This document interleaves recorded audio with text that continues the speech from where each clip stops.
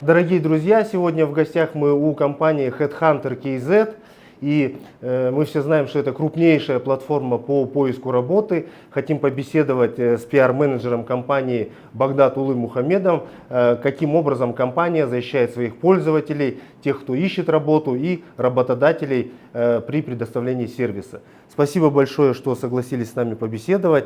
Вы знаете, что мы для того, чтобы инициировать нашу беседу, разместили специально, скажем так, фейковую вакансию и посмотрели, как Headhunter на нее отреагирует, и в том числе сделали так, чтобы на нее пошли жалобы.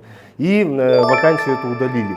Расскажите, пожалуйста, в целом, как устроена работа Headhunter по модерации контента, по защите пользователей от мошенников и каких-то недобросовестных действий. Добрый день, спасибо за организацию. Мы очень рады сотрудничать с вашим проектом «Стоп Пирамида».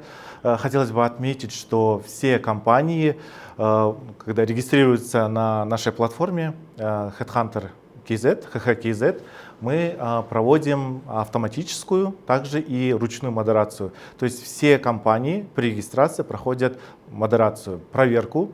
Мы смотрим вообще в целом на компанию, есть ли у них учредительные документы, то есть работают ли они официально, юридически. Также мы запрашиваем дополнительные данные, смотрим сайт, отзывы и социальные сети. И также можем запросить дополнительную информацию при необходимости.